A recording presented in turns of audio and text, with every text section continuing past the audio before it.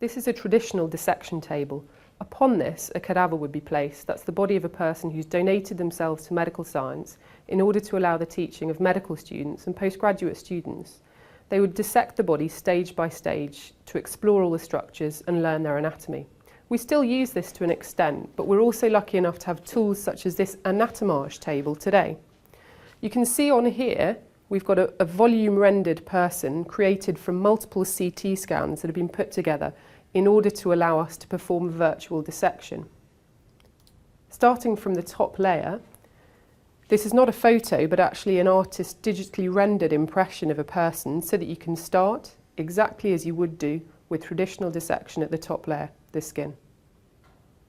The beauty of this table is that it allows us to peel away layer by layer and to explore the anatomy, which is what I'm going to do now. So you can see here that we have an image with two combined aspects. One is these cartoon style segmented vessels, blood vessels here, which form a simplified image for us. And also we've got the more detailed CT data associated with that. I'm going to cut away now to the simplest form of imaging which the table allows us to see, which is good for exploring the anatomical structures and the organs of the body. So here we've got the thorax and the abdominal cavity. This is created again from multiple CT scans, but this time stylized into this digital image with which we can interact. And if again we want to look at that in more detail, we can zoom in. And we can take a cross section through using this virtual scalpel. Should I take a section?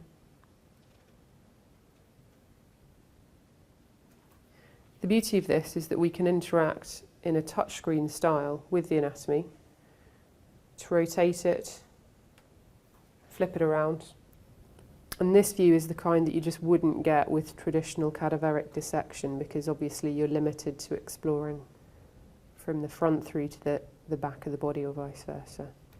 So as well as teaching and learning anatomy, this table allows us to load up the individual CT data from patients, perhaps while planning an operation, and explore that so that we can plan their operation in a bit more detail. You can see here I've got this CT data of an individual patient loaded up.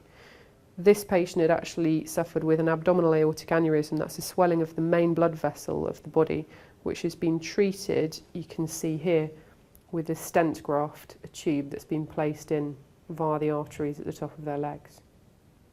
You can redo these demonstrations over and over again so each student can have their turn. And what they can really see is how different structures relate to each other, potentially in a more clear way than when exploring a human body.